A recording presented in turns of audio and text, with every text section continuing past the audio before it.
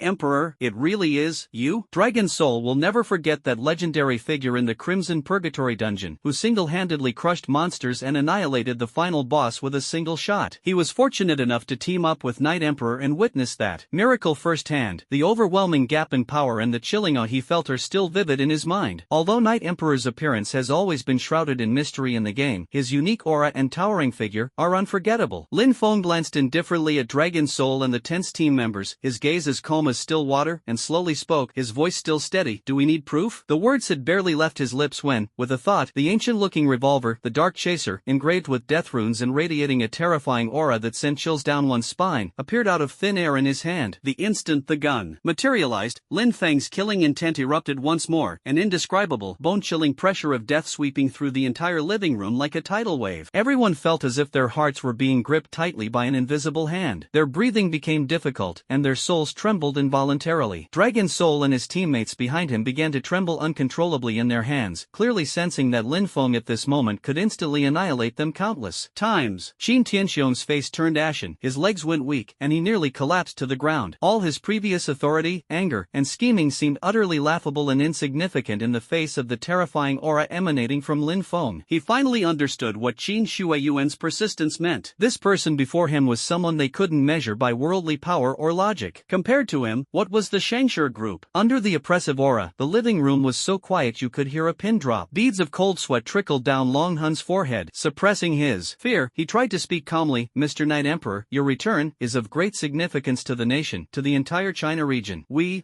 hope. I am who I am. Lin Feng didn't even glance at him, interrupting him coldly, not affiliated with any organization, not bound by any rules. Dragon Soul was speechless for a moment, then quickly adjusted his words. Understood. We don't mean to restrict your freedom. We just hope we can cooperate in some areas to achieve mutual benefit. Lin Feng's lips curled into a barely perceptible sneer, a smile that was icy and ruthless, brimming with absolute confidence and condescension. Cooperation? Sure. Dragon Soul was overjoyed and was about to speak when Lin Feng coldly said, let's forget about mutual benefit. You can't provide what I need. His gaze returned to the Dragon Soul, his eyes indifferent as if looking at a stone. China, I will protect it. On the condition that you put away your petty schemes, do not speculate about me, and do not try to interfere in anything I do. Although the tone was calm, it contained an unyielding will and a stern warning. Dragon Soul felt a chill run down his spine and straight to his head. Faced with this divine declaration, he had no choice but to be extremely respectful. Understood, Mr. Knight Emperor. We will report your will truthfully and will never dare to disobey in the slightest. Lin Feng withdrew his gaze, and the suffocating pressure instantly vanished, leaving everyone in the living room gasping for breath like drowning people rescued. Long Hun dared not linger, leaving Qin Shuiyuan with an encrypted communicator before quickly retreating with his equally shaken team. The message was transmitted back to the core of Chinese power with the highest level of encryption. Survival confirmed. Strength assessment immensely elevated. With a huge amount of gold coins at his disposal, he has clearly synchronized all his abilities from the game to reality. Ordinary superhumans are no match for him. His assessment level is directly set at the nation-destroying level. Supreme directive: classify the Knight Emperor as a nation-destroying entity, a top priority above all else. Meet his reasonable demands at all costs. Do everything possible to win him over, and absolutely do not make him an enemy. All surveillance is to be lifted and replaced with the highest level of information protection. The decision-making efficiency of China's top leadership was unprecedentedly rapid. In the Qin family's living room, Qin Tianxiong, his face deathly pale, slumped in his chair, not daring to look at Lin Feng again. Lin Feng's gaze fell on Qin Shuiyuan. From now on, you will handle some trivial matters in reality. If you need anything, contact China's top leadership directly. Qin Shuiyuan respectfully replied, yes, Your Majesty the Knight Emperor. Lin Feng nodded slightly, which was considered an acknowledgement. With Lin Feng's clear stance and the favors left by the Chinese leadership through the Dragon Feng squad, Qin Shuiyuan's status within the Qin family instantly reversed. Qin Tianxiong fell silent, and all dissenting voices within the family were swiftly silenced under the combined pressure of absolute power and covert national authority. Qin Shuiyuan ruthlessly seized control of most of the Qin family's resources. Because of their connection with this mysterious nation-destroying being, the Qin family's standing in Shanghai and throughout China steadily rose. Of course, Lin Feng didn't care about any of this. The Qin family arranged for him to stay in a vast, luxurious estate in one of Shanghai's most exclusive districts, with fortified security. The estate was secluded and tranquil, boasting top-tier top-tier internet and energy. For the first few days after Lin Feng moved in, he barely paid attention to outside affairs. He spent most of his time in a specially designed, physically isolated room, his consciousness immersed in the game world, sensing the progress of his divine body's reconstruction driven by the Titan's heart in that chaotic void. It was a slow but exceptionally solid process. No one from the outside world dared to disturb them. Time slipped away quietly in this tranquility. The seventh day passed in the blink of an eye. The world of Eternal God Realm is in turmoil. With the Night Emperor's disappearance, the major guilds and top players, previously overshadowed by his brilliance, began to catch up and expand. Dungeon records were constantly being broken, new areas were being explored, and the average player level skyrocketed. The Night Emperor's name remained vacant on the leaderboards. Top players had reached level 25, but the gap to Lin Feng's level 37 before his disappearance remained insurmountable. Those gaps that were thought to have narrowed have instead become even more pronounced in comparison. Some people's achievements are never meant to be surpassed. Inside the quiet room, Lin Feng calmly sensed each beat of the Titan's heart within the chaotic space. The reshaping of the Titan's body was nearing completion, and the vast and boundless power, like a volcano about to erupt, awaited only a trigger. On the computer screen, the latest updates for Eternal God Realm are scrolling. The 7 days of silence did not bring peace, but instead brewed an even bigger storm. Two major events have set the world's gamers on edge. The dead are approaching, darkness and peril await. A bold, pinned announcement, along with countless videos and screenshots uploaded by players, flooded all server forums. Urgent. The city of the dead declares war. Target, Undercity. The announcement was concise yet impactful. The super city of the Undercity, belonging to the same dark faction and primarily composed of undead creatures, under the personal leadership of its lord, Skeleton King Victor, has assembled a million-strong undead army and a large vanguard of high-level players to launch a full-scale attack on Undercity. Really? There's going to be war between NPC capital cities? Didn't Lord Baron of Undercity just die? And now the new Lord Night Emperor has mysteriously disappeared. Isn't this taking advantage of someone's misfortune? The Skeleton King Victor? That's a veteran boss on par with Baron. I've heard that this city lord's strength is equally unfathomable. An NPC once revealed that the necromantic magic he wields is capable of destroying the world. It's all over. Undercity is doomed. I just invested all my savings to open a small shop. Hold on, brothers in Undercity. The Light Faction's expeditionary force, well, I'm afraid they won't make it in time. It's too far, and they're enemies. The Undercity player forum instantly turned into a sea of wails and despair. We can't hold on any longer. The North Gate has been overwhelmed by a sea of skeletons, and the morale of the NPC guards is terribly low. Who just cast the Death Decay skill? Several players on the city wall are dead. Where has the Night Emperor gone? Come back quickly. Your city is about to fall. Call for help. Any guild, any big shot. We're willing to pay any price to defend Undercity. Requests for help flooded the screen like snowflakes, but responses were few and far between. Crossing major cities to provide support was already incredibly difficult, let alone confronting a behemoth like the City of the Dead. Just when Undercity was on the verge of collapse and panic gripped the city, an unexpected reinforcement arrived at the crucial moment. Led by Dragon Soul, the #1 guild on the Chinese leaderboard, and the mysterious Crimson Forbidden One, 100 top Chinese players arrived before the Undercity teleportation array after a costly and arduous journey. It's the Dragon Soul and the Crimson Taboo. They've finally arrived. Our top-tier official force in China. We're saved. After the brief cheers came deeper doubts and the harsh reality. Why would they help us? Undercity has absolutely no connection to them. That's simple. Because of the Night Emperor, many players in Undercity are Chinese. So what if they come? The army of the City of the Dead is overwhelming, and the Skeleton King hasn't even made a real move yet. The arrival of Dragon Soul and Crimson Forbidden Lands did indeed inject a much-needed boost into the crumbling defenses. The top-tier players they brought possessed extraordinary combat power, which, combined with the remaining NPC forces and players of Undercity, barely stabilized the city walls. But anyone with eyes could see that this was only temporary. The morale of the NPCs within the city was low. Without the command of Baron and the deterrent effect of the new city lord, the Night King, many high-ranking NPC generals began to feign compliance while secretly preserving their strength. Even more chilling was that Elder Erebus, one of the 3 elders of Undercity and an ancient ghost, secretly sent people to contact the Skeleton King to discuss surrender. Meanwhile, some high-end players who had invested heavily in Undercity but saw no hope began to use the black market to try to change the city's affiliation in faction, hoping to join the City of the Dead. The shadow of betrayal is quietly spreading amidst the flickering flames of war. The steadfast players and loyal NPCs are finding their situation increasingly difficult. Meanwhile, hostile forces like the Sakura Kingdom bloated on the forums, with some players even forming sightseeing tours to admire the devastation of Undercity from afar, hoping that this main city, which rose to power because of the Night Emperor, would be completely reduced reduced to ruins. In stark contrast to the raging war in Undercity, another game announcement ignited global enthusiasm. The Eternal Arena in Eternal Realm opens ahead of schedule due to the main city war. The ultimate battle is about to begin. No level or class restrictions. The ultimate showdown between the world's top players. Unprecedented rewards, unique skill books, massive amounts of gold, huge amounts of honor. In an instant, the eyes of players worldwide were focused on it. This is the global competition. It's finally here. I want to sign up to win the World Championship. With the Night Emperor absent, who will be number one this time? I've heard that the Thunder God of Maligian, the Holy Knight King of Europe, and the War Roar of the Northern Bear Kingdom are all ridiculously strong. Our Huaxia regions, Dragon Soul, and Crimson Taboo, are absolutely capable of fighting back. Don't you know, White-clad Genius? A rising star in the China region, even Dragon Soul and Crimson Forbidden are probably no match for him. The shadow of war and the fervor of competition intertwined, making the world of Eternal Realm more chaotic than ever before. Lin Feng silently observed everything. The crisis in Undercity, the Skeleton King, nothing but a clown. The Eternal Arena, the ultimate battle? His vivid memories from his previous life told him that when the Eternal Arena first opened, the rewards were incredibly generous, especially the skill books, some even reaching legendary level. Back then, he could only watch longingly from the sidelines. Now, everything is different. In the chaotic space, the Titan's heart suddenly began to beat faster. Endless golden light erupted instantly. The divine body was about to be forged. The registration channel for the Eternal God Realm Arena officially opened. This news was like a nuclear bomb dropped on a calm lake, instantly creating a massive wave across the globe. Countless players flocked to the registration page, eager to fight and make a name for themselves on this highly anticipated stage. Forums and live streaming platforms on all servers were flooded with news of the arena's first opening. They're here. They've finally arrived. My greatsword has been itching for a fight. Global competition. Just thinking about it is exciting. This time, we must show the foreigners how powerful Chinese players are. The reward for the individual championship, a unique skill book? What the heck is that? However, while players worldwide were going crazy for the PK tournament, a jaw-dropping upheaval quietly unfolded on the China server's level rankings. An increasingly familiar ID surged like a comet streaking across the sky at an astonishing speed. Today, he even directly dethroned the longtime leaderboard holder, forcefully claiming the top spot on the China server's level rankings. Every so often, a few geniuses emerge in Eternal God Realm, shining like comets before falling. Lin Feng, in his previous life, was used to this, but players in China and around the world were still adjusting to this dramatic change. Even more noteworthy was Bai Tianxiu's public display of his astonishing SSS-level talent on the forum, leaving a trace after a wild goose's flight. Traces left by geese, SSS-level talent, permanently records and retains the equipment you have ever worn. You can obtain all its attributes and effects, and these effects can be stacked infinitely. He actually flaunted his talent, utterly arrogant. And in Lin Feng's previous life, this man's demise was equally dramatic. Despite his formidable strength, he was tricked into wearing an item with a hidden effect that continuously reduced attributes by a percentage, ultimately causing him to disappear from the rankings. Lin Feng didn't pay much attention to him. In his eyes, any talent was nothing but an ant in the face of fate. However, once this talent was revealed, the entire China region was in an uproar. What kind of divine talent is this? Permanently retaining attributes and special effects? No wonder his combat power has skyrocketed. It's like he's wearing thousands, or even tens of thousands, of pieces of equipment. Just wear it once. Does that mean he can strip away all the effects of top-tier equipment? This is too OP.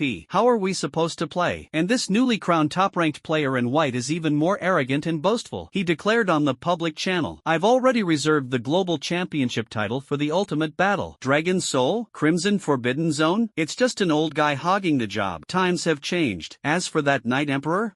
He's long since vanished into the dust of history. Even if he came back now and stood in front of me, he wouldn't be able to stop a single finger from my grasp." These words caused an uproar. Countless players angrily denounced him as arrogant and ignorant of his own limitations. Fans of Dragon Soul and Crimson Forbidden were particularly enraged. However, many were also impressed by his formidable strength and arrogant demeanor. To be honest, his talent was simply too strong, completely defying the norms of a protagonist, making him seem capable of ushering in a new era after the fall of the Night Emperor. Such an arrogant attitude, standing at the forefront of controversy, seemed to foreshadow the end of an old legend. Eternal Realm, Undercity. The flames of war have spread to every corner of the city. Boom! With a deafening roar, a section of Undercity's tall and sturdy outer wall collapsed under the relentless onslaught of the undead army under Skeleton King Victor and the fierce impact of the siege beasts. The breach, like an anthill bursting its banks, was instantly overwhelmed by a tidal wave of skeletons, zombies, and ghouls. The outer wall has breached. Hold the line. Mage squad, spread fire. Heal me. Give me a heal. Ah, this won't do. There are too many undead. We can't possibly kill them all. Inner city. Retreat to the inner city immediately. Despite the desperate resistance of the top Chinese guilds brought by Dragon Soul and Crimson Forbidden, the overwhelming numerical disadvantage, coupled with the low morale of the NPC defenders and even desertions, made the fall of the outer city inevitable. The colossal throne of Skeleton King Victor, composed of countless skeletons, hovered in mid-air, coldly surveying the battlefield, its emerald soulfire flickering with cruel light. It hadn't even truly made a move yet. Its army alone was enough to utterly crush the city, now devoid of its leader. An atmosphere of despair enveloped the hearts of every defender. Undercity seemed destined for utter destruction today. In the real world, in Shanghai, at the Qin family manor, Qin Shuiyuan stood outside the meditation room, her delicate face filled with anxiety and worry. She had just received the latest battle report from the game. The outer walls had been breached, and Dark City was in grave danger. She understood that the Night Emperor's power was immense, and he might not care about the gain or loss of a single main city. But after all, Dark City was the foundation he had personally built, and the last hope for countless players and NPCs who trusted him. She took a deep breath, mustered her courage, and pressed the communication button in the meditation room. My lord, the outer walls of Dark City have fallen. The Skeleton King's army is about to flood into the inner city. You, from the communicator came only a cold, indifferent, and emotionless voice. Understood. Then, the communication was cut off. Qin Shuiyuan stood frozen, her anxiety extinguished as if doused with cold water, replaced by a more complex mix of emotions. Was it helplessness? Or blind trust? Perhaps this person truly had other plans. In the chaotic void, the once powerfully beating Titan's heart now seemed to transform into an extremely brilliant golden star. Endless golden light erupted from its center, illuminating the entire void. Every Titan element constituting the divine body rejoiced, perfectly resonating with the heart's pounding. Lin Feng's consciousness floated in this golden ocean, feeling the world-destroying yet life-creating power surging and coalescing within his body. The changing winds of the outside world, the arrogant roars of the new king, the dying struggles of the old city, all of this seemed to become the backdrop to this final moment. The chaotic space, that boundless void, was now collapsing and contracting at an unprecedentedly rapid pace. All light, energy, and fragments of laws surged wildly towards the supremely brilliant golden heart at its center, like rivers flowing into the sea. Lin Feng's consciousness hovered at the core of the energy storm, completely undisturbed, experiencing only an unprecedented sense of control and harmony. His soul and this new body were completing their final, perfect fusion. A low, primordial roar, as if from the very beginning of the universe, resounded throughout the depths of his consciousness. System notification. Divine body reconstruction completed. You have acquired a brand new body, the Titan's body. Titan body. Your body can withstand all power. You are immune to control abilities. At the same time, the familiar attribute panel reappeared in Lin Feng's eyes, and it had undergone tremendous changes compared to before. ID, Night Emperor. Occupation, Virtuoso. Hidden, Health points, 5. Mana points, 56,000. Strength, 9,614. Agility, 72,682. Constitution, 12,228. Intelligence, 5,030. Spirit, 7,214. Critical hit rate, 600,000,000%. Critical hit damage, 460%. Attack speed, 180%. Resilience, infinity. Although his maximum health is a paltry 5 points, the immortal magic core belt he wears grants him the powerful passive skill, Magic Barrier. When receiving fatal damage, he is forced to retain 1 point of health, which can then be offset by mana, making him virtually immune to being wiped out. Looking at the terrifying critical hit rate, Lin Feng nodded in satisfaction. A critical hit rate of 60 million means that every attack will trigger 600,000 critical hit checks. The initial critical hit damage is 2x, stacking to a 4.6x critical hit damage bonus. A single strike is enough to annihilate stars. The excess damage can also be converted into maximum health. Just one shot and his maximum health will explode. This is true power. This is the power of a god. He slowly opened his eyes, his gaze revealing an endless indifference, as if reflecting the birth and death of the universe. It's time to go back. Eternal Realm, Undercity, Inner City Square. Utter despair enveloped the entire battlefield. The last section of the outer city wall collapsed with a deafening roar, and the dark, overwhelming army of undead surged towards the last line of defense in the inner city square. Like a flood bursting its banks, skeleton soldiers' bone claws tore through players' armor, stitched monsters' iron hooks flung NPC guards into the air, and flying gargoyles spewed death rays, cruelly reaping every fragile life. Dragon Soul, covered in blood, his battle blade dulled from wear, still roared as he charged at the forefront. His extraordinary talent, unyielding, made this dragon warrior virtually immortal. Furthermore, his attack damage increased with his health, making his output comparable to a berserker. The figure of the Crimson Forbidden Forbidden One flickered rapidly at the edge of the battlefield, her staff radiating a dazzling light as she desperately approached the skeleton King Victor. If she could inflict the ignite effect on him, the burning effect, which doubles in damage every 5 seconds, would bring astronomical figures of damage. However, her face was already ashen, clearly indicating that the undead army had greatly depleted her mana. The elite players dispatched by the Chinese government suffered heavy casualties, yet not a single one retreated. The remaining players of Undercity and loyal NPC guards, with their backs to the palace symbolizing royal power, put up a final stand. In their eyes, only numbness and a death wish remained. "We can't hold out any longer. I've done my best, Lord Knight Emperor, but he still hasn't come back." Behind the undead army, on the enormous skeletal throne, the skeletal King Victor's eerie green soul flame flickered, emitting a cold and cruel laugh. "Insignificant ants, tremble before death. This city will become my new ossuary." Not far from him, one of the 3 elders of Undercity, the ancient ghost Erebus, stood obsequiously, his cloudy old eyes flashing with fawning and fear. He had betrayed Undercity, exposing the weak point in the city's magical cannon defenses, in exchange for a chance to survive under his new master. Just when everyone thought the situation was settled and Undercity was about to fall completely, the sky seemed to have been forcibly torn open by an invisible giant hand, creating a massive rift. It wasn't the dispersal of dark clouds, but a fracture of space itself. There was no void of darkness within the rift, but rather endless, dazzling golden divine light. A pure, golden beam of light, like a spear of divine punishment, pierced straight down from the rift, landing precisely on the top of the battle-ravaged royal palace in the center of the inner city square. A silent shockwave swept outwards from the point where the beam of light struck. This was not a physical impact, but an absolute pressure emanating from the depths of the soul and originating from the very essence of life.